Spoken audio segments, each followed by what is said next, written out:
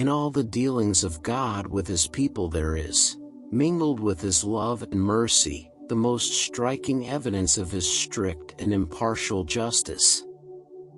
This is exemplified in the history of the Hebrew people. God had bestowed great blessings upon Israel.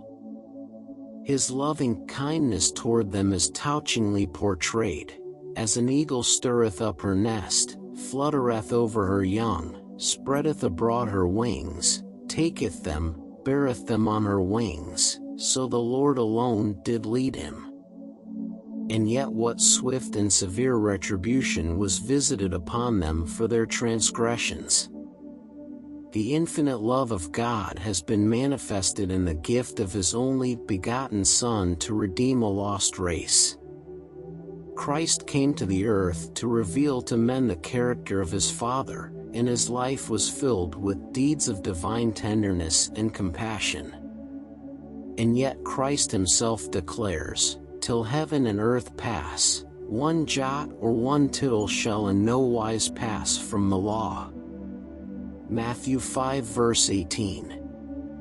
The same voice that with patient, loving entreaty invites the sinner to come to him and find pardon and peace, will in the judgment bid the rejectors of his mercy, "Depart from me, ye cursed." Matthew 25 verse 41. In all the Bible, God is represented not only as a tender father but as a righteous judge. Though he delights in showing mercy, and forgiving iniquity and transgression and sin, yet he will by no means clear the guilty. Exodus 34 verse 7.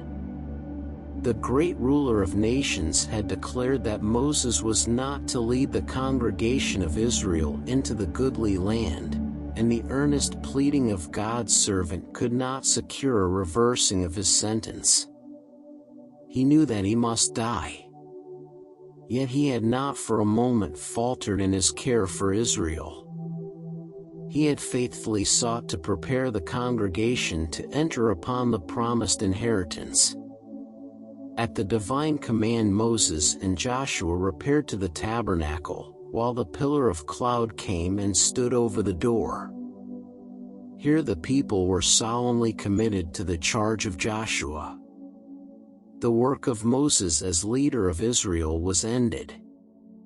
Still he forgot himself in his interest for his people.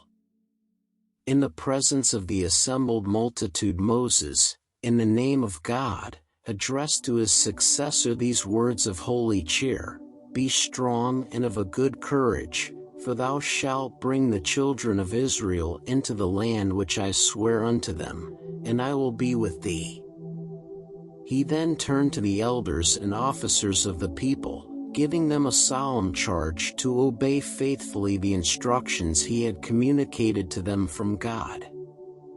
As the people gazed upon the aged man, so soon to be taken from them, they recalled, with a new and deeper appreciation, his parental tenderness, his wise counsels, and his untiring labors. How often, when their sins had invited the just judgments of God, the prayers of Moses had prevailed with him to spare them.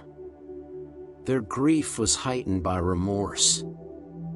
They bitterly remembered that their own perversity had provoked Moses to the sin for which he must die.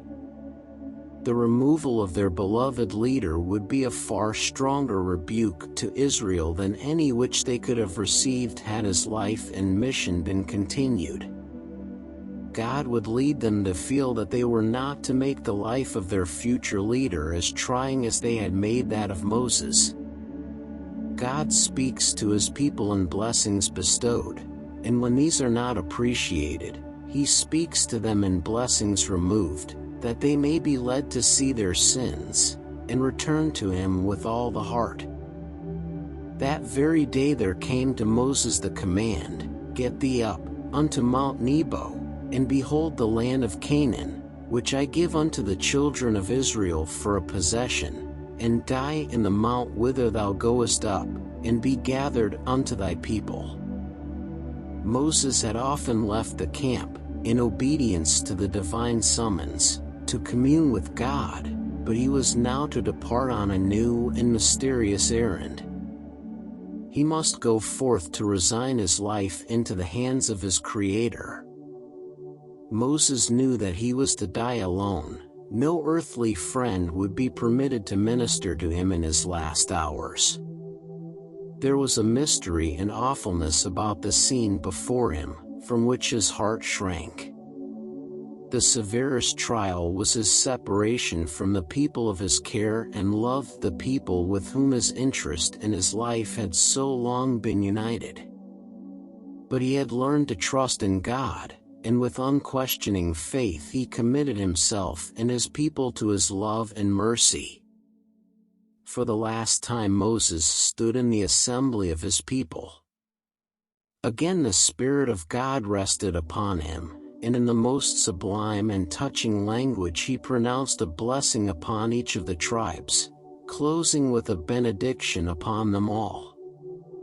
There is none like unto God, O Jeshurun, who rideth upon the heaven for thy help, and in his excellency on the skies. The eternal God is thy dwelling place, and underneath are the everlasting arms, and he thrust out the enemy from before thee, and said, Destroy. And Israel dwelleth in safety, the fountain of Jacob alone, in a land of corn and wine, yea, his heavens drop down dew. Happy art thou, O Israel, who is like unto thee, a people saved by Jehovah, the shield of thy help. Deuteronomy 33 verses 26 to 29. Moses turned from the congregation, and in silence and alone made his way up the mountainside. He went to the mountain of Nebo, to the top of Pisgah. Upon that lonely height he stood, and gazed with undimmed eye upon the scene spread out before him.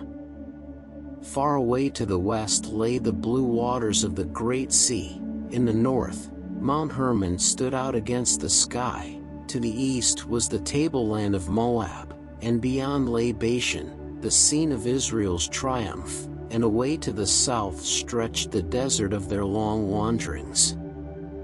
In solitude Moses reviewed his life of vicissitudes and hardships since he turned from courtly honors and from a prospective kingdom in Egypt, to cast in his lot with God's chosen people. He called to mind those long years in the desert with the flocks of Jethro, the appearance of the angel in the burning bush, and his own call to deliver Israel. Again he beheld the mighty miracles of God's power displayed in behalf of the chosen people, and his long-suffering mercy during the years of their wandering and rebellion. Notwithstanding all that God had wrought for them, notwithstanding his own prayers and labors, only 2 of all the adults in the vast army that left Egypt had been found so faithful that they could enter the promised land.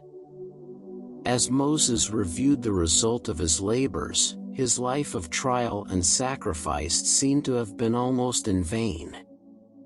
Yet he did not regret the burdens he had borne.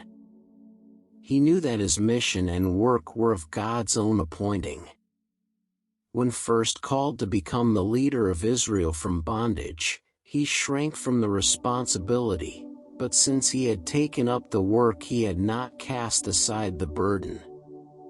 Even when the Lord had proposed to release him and destroy rebellious Israel, Moses could not consent.